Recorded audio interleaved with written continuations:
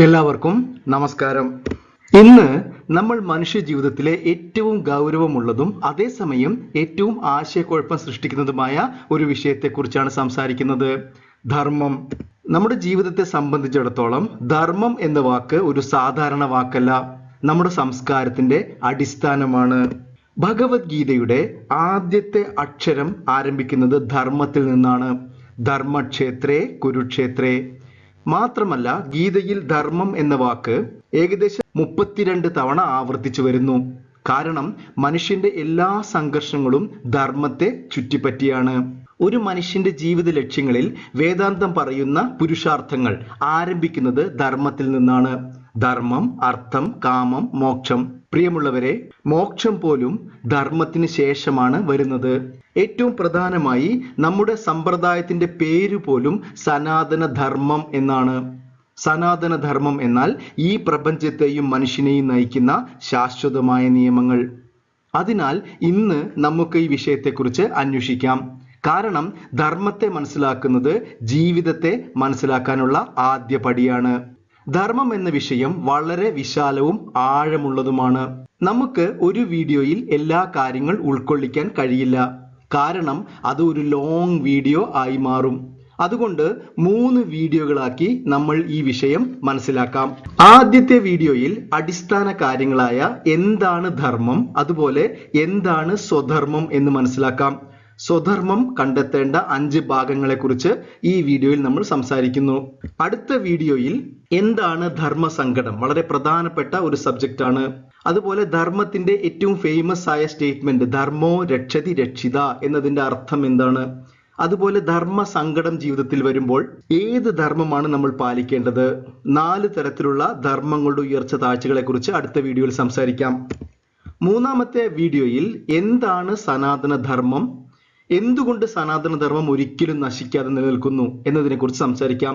അതുപോലെ സനാതനധർമ്മം ഈ ലോകത്തിന് നൽകിയ 6 ഫിലോസഫികൾ, ഷഡ് ദർശനത്തെ കുറിച്ചും മനസ്സിലാക്കാം. ഞാൻ നിങ്ങളോട് അഭ്യർത്ഥിക്കുന്നത് ധർമ്മം എന്ന വിഷയം പൂർണ്ണമായി മനസ്സിലാക്കണമെങ്കിൽ ഈ 3 വീഡിയോകളും നിങ്ങൾ കണ്ടിരിക്കണം. അതുകൊണ്ട് അടുത്ത 2 വീഡിയോകൾ കാണാൻ അഭ്യർത്ഥിക്കുന്നു. അപ്പോൾ നമുക്ക് ധർമ്മം എന്ന വാക്കിന്റെ അർത്ഥം മനസ്സിലാക്കി നമ്മുടെ യാത്ര തുടങ്ങാം. എന്താണ് ധർമ്മം? ധൃ എന്ന ധാതുവിൽ നിന്നാണ് ധർമ്മം എന്ന വാക്കുണ്ടാവുന്നത്. ധൃ എന്നാൽ ചേർത്ത് പിടിക്കുക, നിലനിർത്തുക, സന്തുലിതമായി കൊണ്ടുപോവുക എന്നാണ് അർത്ഥം. ഇനി നമുക്ക് ഗ്രന്ഥങ്ങളിൽ ധർമ്മം എന്ന വാക്കിന് നൽകിയ ഡെഫിനിഷൻസ് നോക്കാം. ധാര്യതേ ഇതി ധർമ്മ. എന്താണോ ഈ ലോകത്തെ ഒന്നിച്ചു നിർത്തി നിലനിർത്തി കൊണ്ടുപോകുന്നത് അതാണ് ധർമ്മം. ഈശ്വരന്റെ ഇന്റലിജന്റ് ഓർഡർ ആണ് ധർമ്മം. അതുപോലെ ഓരോ കാര്യങ്ങൾക്കും അതിന്റെ ധർമ്മമുണ്ട്. ഉദാഹരണത്തിന് അഗ്നിയുടെ ധർമ്മം പ്രകാശവും ചൂടുമാണ്. പഞ്ചസാരയുടെ ധർമ്മം മധുരമാണ്. മധുരം മാറ്റിയാൽ പഞ്ചസാര ഇല്ല. അതുപോലെ ധർമ്മം മാറ്റിയാൽ ഈ ലോകത്തിന് തന്നെ നിലനിൽപ്പില്ല. അങ്ങനെ ജീവിതത്തിന്റെ സമത്വം നിലനിർത്തുന്നതാണ് ധർമ്മം. പ്രിയമുള്ളവരെ, ധർമ്മം എന്നത് വിവിധ സാഹചര്യങ്ങളിൽ വ്യത്യസ്ത അർത്ഥത്തിലാണ് മനസ്സിലാക്കേണ്ടത്. ധർമ്മം എന്നത് ഈ പ്രപഞ്ചത്തിന്റെ മൂല്യങ്ങൾ, യൂണിവേഴ്സൽ വാല്യൂസ് എന്ന രീതിയിൽ സത്യം, അഹിംസ, സെൽഫ് നോളജ് ഈ രീതിയിൽ മനസ്സിലാക്കാം. എന്നാൽ നമ്മൾ ചെയ്യുന്ന ജോലി, ഡ്യൂട്ടീസും നമ്മളുടെ ധർമ്മമാണ്, നമ്മളുടെ കടമകളാണ്. ഒരു ടീച്ചറിന്റെ ധർമ്മം എന്നത് ഉത്തരവാദിത്തത്തോടെ പഠിപ്പിക്കുക എന്നതാണ്. ഒരു സൈനികന്റെ ധർമ്മം എന്നത് രാജ്യത്തെ സംരക്ഷിക്കുക എന്നുള്ളതാണ്. നമ്മുടെ ഭാരതത്തിൽ ഉത്ഭവിച്ചിട്ടുള്ള 4 മതങ്ങളും ധർമ്മ മതങ്ങളാണ്. Hinduism, Sikhism, Buddhism, Jainism. അപ്പോൾ ഇവിടെ ധർമ്മം എന്നത് റിലീജിയൻ ആണ്. ഇനി നമുക്ക് ധർമ്മത്തെ വേറൊരു അർത്ഥത്തിൽ മനസ്സിലാക്കിയാൽ സ്പിരിച്വൽ പാത്ത്, ആത്മീയ പാതയിലേക്കുള്ള മാർഗമായിട്ടും ധർമ്മത്തെ പറയാറുണ്ട്. ബുദ്ധിസത്തിൽ ബുദ്ധന്റെ പഠിപ്പിക്കലിനെ, ടീച്ചിങ്സിനെ ധർമ്മം എന്നാണ് പറയുന്നത്. ഒരു ഡിക്ഷണറിയിൽ ധർമ്മത്തിന് ഏകദേശം 32 അർത്ഥങ്ങൾ നൽകിയിരിക്കുന്നു. എന്നാൽ ഒരു വ്യക്തിയുടെ ജീവിതത്തിന്റെ കാഴ്ചപ്പാടിൽ സ്വധർമ്മം എന്നത് വളരെ പ്രധാനപ്പെട്ടതാണ്. അടുത്തത് നമുക്ക് എന്താണ് സ്വധർമ്മം എന്ന് മനസ്സിലാക്കാം. എല്ലാവരും ചോദിക്കുന്ന ഒരു ചോദ്യമാണ്, എന്താണ് എൻ്റെ സ്വധർമ്മം? ഞാൻ എങ്ങനെ എൻ്റെ സ്വധർമ്മം കണ്ടെത്തും? വേദാന്തം സ്വധർമ്മം എന്നതിനെ വളരെ വ്യക്തമായി നിർവചിച്ചിരിക്കുന്നു. സ്വ എന്ന വാക്കിന് സ്വന്തം, ധർമ്മം എന്ന വാക്കിന് കടമ എന്നുമാണ് അർത്ഥം. സ്വന്തം കടമ എന്നാണ് സ്വധർമ്മത്തിന്റെ അർത്ഥം. 5 ഭാഗങ്ങൾ ചേർന്നതാണ് നിങ്ങളുടെ സ്വധർമ്മം. നിങ്ങളുടെ പ്രായം, നിങ്ങൾ ചെയ്യുന്ന ജോലി, സമൂഹത്തിലെ നിങ്ങളുടെ സ്ഥാനമാനങ്ങൾ എല്ലാം സ്വധർമ്മം കണ്ടെത്തുന്നതിന് ആവശ്യമാണ്. ഇനി നമുക്ക് ഈ 5 കാര്യങ്ങൾ, വേദാന്തം പറയുന്ന 5 കാര്യങ്ങൾ നോക്കാം. ഒന്നാമത്തേത് സാധാരണ ധർമ്മം. നിങ്ങൾ സമൂഹത്തിനും ലോകത്തിനും വേണ്ടി നിർവഹിക്കേണ്ട കടമകളെ അടിസ്ഥാനപ്പെടുത്തിയാണ് ഈ ധർമ്മം വരുന്നത്. ഇത് ജാതി മത പ്രായഭേദമന്യേ എല്ലാവരും അനുഷ്ഠിക്കേണ്ടതാണ്. രണ്ടാമത്തേത് ആശ്രമ ധർമ്മം. നിങ്ങളുടെ പ്രായവും ജീവിതത്തിൽ ഏത് ഘട്ടത്തിലാണ് എന്നതിനെ അടിസ്ഥാനപ്പെടുത്തിയുള്ള ധർമ്മങ്ങൾ. മൂന്നാമത്തേത് വർണ്ണ ധർമ്മം. നിങ്ങൾ ചെയ്യുന്ന ജോലി അല്ലെങ്കിൽ പ്രൊഫഷൻ എന്നതിനെ അടിസ്ഥാനമാക്കിയിട്ടുള്ള ധർമ്മങ്ങൾ. നാലാമത്തേത് വർണ്ണാശ്രമ ധർമ്മം. ഇത് ഒരു കോമ്പിനേഷൻ ധർമ്മയാണ്. നിങ്ങളുടെ ജോലിയും നിങ്ങളുടെ ജീവിത ഘട്ടവും ഒന്നിച്ചു ചേർന്ന് വരുന്ന ധർമ്മങ്ങൾ, അതിനെ അടിസ്ഥാനമാക്കിയുള്ള ധർമ്മങ്ങൾ. അവസാനത്തേത് വിശേഷ ധർമ്മ, സ്പെഷ്യൽ ഡ്യൂട്ടീസ്. ഒരു പ്രത്യേക സാഹചര്യത്തിൽ നിങ്ങൾ ജീവിതത്തിൽ വഹിക്കുന്ന പൊസിഷൻസ്, നിങ്ങളുടെ സമൂഹത്തിലെ സ്ഥാനമാനങ്ങൾ, ഇതിനെ അടിസ്ഥാനപ്പെടുത്തിയാണ് വിശേഷ ധർമ്മ വരുന്നത്. ഇനി നമുക്ക് ഓരോന്നിനെ കുറിച്ചും വിശദമായി മനസ്സിലാക്കാം. ഇത് നിങ്ങൾക്ക് നിങ്ങളുടെ സ്വധർമ്മം കണ്ടെത്താൻ തീർച്ചയായും സഹായകമാകും. ആദ്യത്തേത് സാധാരണ ധർമ്മ. സാധാരണ ധർമ്മം എന്നാൽ എല്ലാ മനുഷ്യരും ജാതി മത പ്രായ ഭേദമന്യേ അനുഷ്ഠിക്കേണ്ട ഡ്യൂട്ടീസ് അല്ലെങ്കിൽ കടമകൾ അല്ലെങ്കിൽ ധർമ്മങ്ങളാണ്. സാധാരണ ധർമ്മമാണ് സ്വധർമ്മത്തിന്റെ അടിസ്ഥാനം. സ്നേഹം, കരുണ, അഹിംസ, സാഹോദര്യം, സത്യം, സേവ മനോഭാവം, ദാനം, ശാന്തി എന്നിങ്ങനെ അത് നീണ്ടു പോകുന്നു. ഈ സാധാരണ ധർമ്മങ്ങൾ അനുഷ്ഠിക്കുന്നത് നിങ്ങളെ ഒരു നല്ല വ്യക്തിയാക്കി മാറ്റും. സാധാരണ ധർമ്മങ്ങൾ അനുഷ്ഠിച്ചില്ലെങ്കിൽ ഈ ലോകം എപ്പോഴും അശാന്തിയിലായിരിക്കും. സമൂഹത്തിന്റെയും ലോകത്തിന്റെയും പല സംഘർഷങ്ങൾക്കും സ്പർദ്ധകൾക്കും കാരണം സാധാരണ ധർമ്മം മനുഷ്യർ അനുഷ്ഠിക്കാത്തത് കൊണ്ടാണ്. അടുത്തത് ആശ്രമ ധർമ്മം. ഈ ധർമ്മം നിങ്ങളുടെ ജീവിതഘട്ടം അല്ലെങ്കിൽ പ്രായത്തെ അടിസ്ഥാനമാക്കിയുള്ളതാണ്.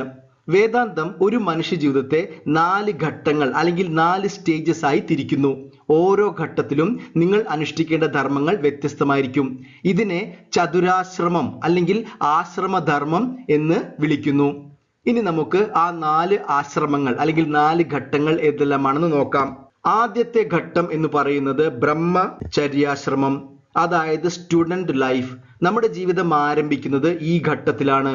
ഏകദേശം ആദ്യത്തെ 25 വർഷം നമ്മൾ ഈ ഘട്ടത്തിലായിരിക്കും. ഇവിടെ നമ്മൾ അനുഷ്ഠിക്കേണ്ട ധർമ്മങ്ങൾ നന്നായി പഠിക്കുക, നമ്മുടെ മാതാപിതാക്കളെ അനുസരിക്കുക, നല്ലൊരു വ്യക്തിയായി തീരുക. അതിന്റെ അടിസ്ഥാനങ്ങൾ തുടങ്ങുന്നത് ഈ ഘട്ടത്തിലാണ്. അടുത്തത് ഗൃഹസ്ഥാശ്രമം, ഹൗസ് ഹോൾഡർ ലൈഫ്. ഇവിടുത്തെ നമ്മളുടെ ധർമ്മങ്ങൾ എന്നാൽ കുടുംബം നന്നായി നിലനിർത്തുക, നമ്മൾ പണം സമ്പാദിക്കുക, കുട്ടികളുടെ വിദ്യാഭ്യാസം നോക്കുക, സമൂഹത്തിന് കോൺട്രിബ്യൂഷൻ നൽകുക, മറ്റുള്ളവരെ സഹായിക്കുക. ഇതെല്ലാം ഗൃഹസ്ഥാശ്രമിയുടെ ധർമ്മങ്ങളാണ്. ഇനി മൂന്നാമത്തത് വാനപ്രസ്ഥാശ്രമം, അതായത് റിട്ടയർഡ് ലൈഫ്. നമ്മളുടെ ഉത്തരവാദിത്തങ്ങൾ കുറേശ്ശെ അടുത്ത തലമുറയ്ക്ക് കൈമാറേണ്ട ഘട്ടമാണിത്. ഇവിടെ നമ്മളുടെ ധർമ്മം നമ്മൾ ലൗകിക ജീവിതത്തിൽ നിന്ന് കുറേശ്ശെ പിൻവലിഞ്ഞ് ആത്മീയ ജീവിതം തുടങ്ങേണ്ട സമയമാണ്. അതാണ് ഇവിടുത്തെ നമ്മളുടെ ധർമ്മം. ആത്മീയ ഗ്രന്ഥങ്ങൾ വായിക്കുക, അതിന്റെ കാര്യങ്ങൾ മനസ്സിലാക്കാൻ ശ്രമിക്കുക, ഇതെല്ലാം ഈ ഘട്ടത്തിൽ അനുഷ്ഠിക്കേണ്ട ധർമ്മങ്ങളാണ്. അവസാനത്തേത് സന്യാസാശ്രമം, ഒരു സ്പിരിച്വൽ ലൈഫ്. പ്രിയമുള്ളവരെ, നമ്മൾ മനസ്സിലാക്കേണ്ടത് സ്വധർമ്മം അനുഷ്ഠിക്കുന്നത് നമ്മുടെ ജീവിത ലക്ഷ്യത്തിലെത്താൻ വേണ്ടിയാണ്. എന്താണ് നമ്മുടെ ജീവിത ലക്ഷ്യം? മോക്ഷം, എൻലൈറ്റൻമെന്റ്. അതാണ് നമ്മുടെ ജീവിത ലക്ഷ്യം. നമ്മൾ ഏത് കാര്യവും ഇതിനെ ബന്ധപ്പെടുത്തി വേണം മനസ്സിലാക്കാൻ. അവസാന ഘട്ടം സന്യാസാശ്രമം. ഇത് ജീവിതത്തിൽ സന്യാസിയാകുന്നതല്ല, മറിച്ച് മാനസിക പരിവർത്തനത്തിന്റെ ഘട്ടമാണ്. നമ്മുടെ മുഴുവൻ ശ്രദ്ധയും ആത്മീയ കാര്യങ്ങൾക്ക് വേണ്ടിയും മോക്ഷത്തിന് വേണ്ടിയും നാം ഉപയോഗിക്കണം. ഇതാണ് ഈ ഘട്ടത്തിൽ നാം അനുഷ്ഠിക്കേണ്ട ധർമ്മങ്ങൾ. ഇനി നമുക്ക് വർണ്ണധർമ്മം എന്താണെന്ന് നോക്കാം. പലരും തെറ്റിദ്ധരിച്ചിരിക്കുന്നത് വർണ്ണം എന്നാൽ ജാതി എന്നാണ്. എന്നാൽ അത് തികച്ചും തെറ്റാണ്. വർണ്ണം എന്നാൽ നിങ്ങൾ ചെയ്യുന്ന ജോലി അല്ലെങ്കിൽ പ്രൊഫഷൻ എന്നാണ് അർത്ഥം. പുരാതന കാലത്ത് 4 തരം തൊഴിലുകൾ മാത്രമാണ് നിലനിന്നിരുന്നത്. എന്നാൽ ഇന്നത്തെ ആധുനിക കാലത്ത് ഒരുപാട് തരം ജോലികൾ അല്ലെങ്കിൽ പ്രൊഫഷനുകൾ ഉണ്ട്. ഇതെല്ലാം തന്നെ നമ്മുടെ സമൂഹത്തിന്റെ നിലനിൽപ്പിന് ആവശ്യമാണ്. ഒരു ടീച്ചറിന്റെ ധർമ്മം ഉത്തരവാദിത്തത്തോടെ പഠിപ്പിക്കുന്നു. ഒരു യോദ്ധാവിന്റെ ധർമ്മം യുദ്ധം ചെയ്യുക അല്ലെങ്കിൽ രാജ്യം സംരക്ഷിക്കുക. ഒരു ഡോക്ടറുടെ ധർമ്മം സേവാ മനോഭാവത്തോടു കൂടി മറ്റുള്ളവരെ സെർവ് ചെയ്യുക.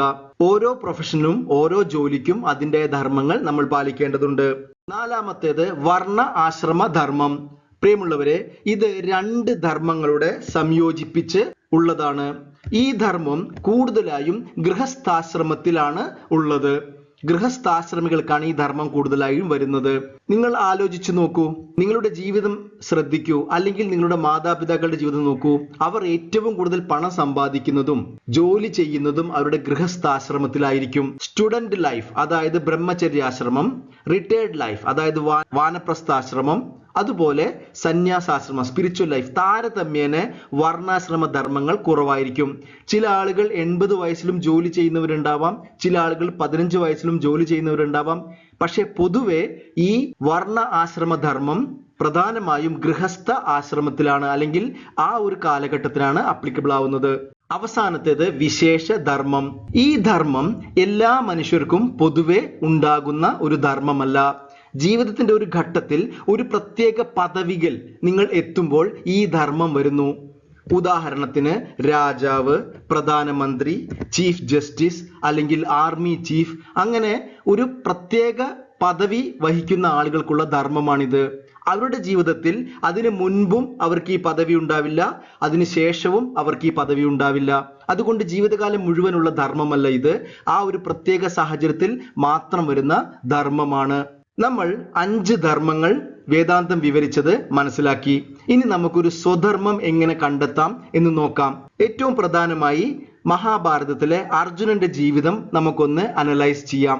അർജുനന്റെ ധർമ്മങ്ങൾ നോക്കൂ. സാധാരണ ധർമ്മങ്ങളുണ്ട്: അഹിംസ, സത്യം, കരുണം. അത് നമ്മൾ പാലിക്കേണ്ടതാണ്.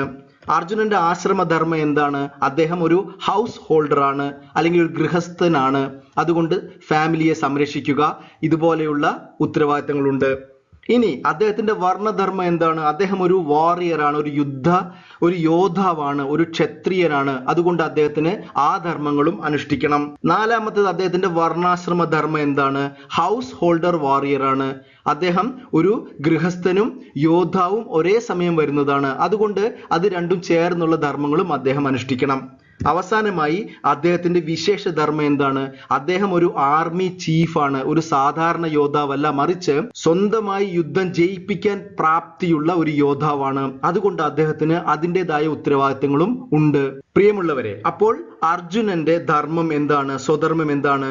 യുദ്ധം ചെയ്യുക, ധർമ്മത്തെ സംരക്ഷിക്കുക എന്നതാണ്. എന്നാൽ ഇവിടെയാണ് ഒരു പ്രധാന പ്രശ്നം വരുന്നത്.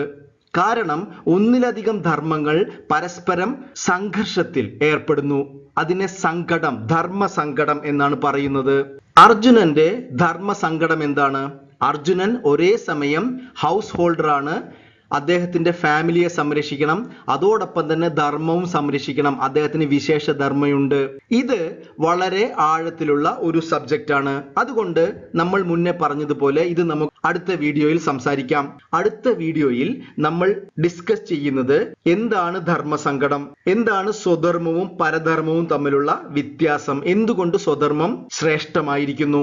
ഒരു ധർമ്മസങ്കടം വരുമ്പോൾ, ഒരേ സമയം 2 ധർമ്മങ്ങൾ സംഘർഷത്തിൽ ഏർപ്പെടുമ്പോൾ നമ്മൾ ഏത് ധർമ്മമാണ് പാലിക്കേണ്ടത്? ധർമ്മോ രക്ഷതി രക്ഷിത എന്ന സ്റ്റേറ്റ്മെന്റിന്റെ യഥാർത്ഥ അർത്ഥം എന്താണ്?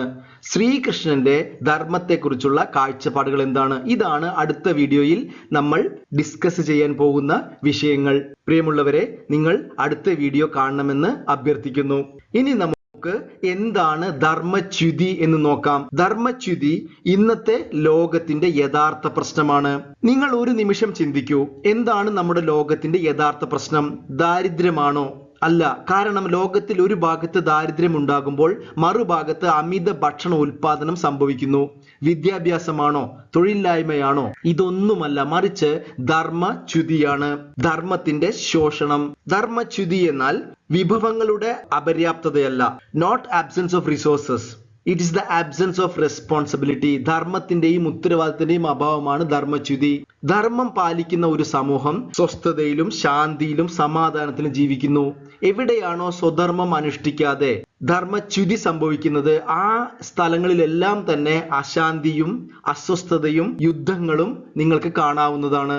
നമ്മൾ ഈ വീഡിയോ അവസാനിപ്പിക്കാൻ പോവുകയാണ്. വേദാന്തം ഈ വിഷയത്തെ എങ്ങനെ കാണുന്നു എന്ന് നോക്കാം.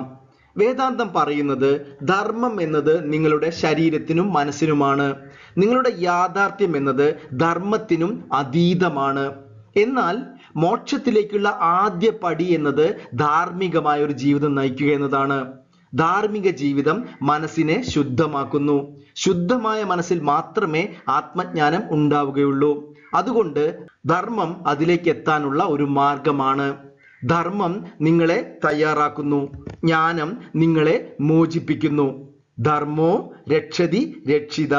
The laws protects you when it is protected by you. ഈ വീഡിയോ കണ്ടതിന് ഒരുപാട് നന്ദി. ചാനൽ സബ്സ്ക്രൈബ് ചെയ്യണമെന്ന് അഭ്യർത്ഥിക്കുന്നു. വേദാന്ത വിഷയങ്ങളെ ലളിതമായി പ്രതിപാദിക്കുന്ന ഒരു ചാനലാണിത്. അടുത്ത വീഡിയോയിൽ വീണ്ടും കാണാം. നന്ദി, നമസ്കാരം.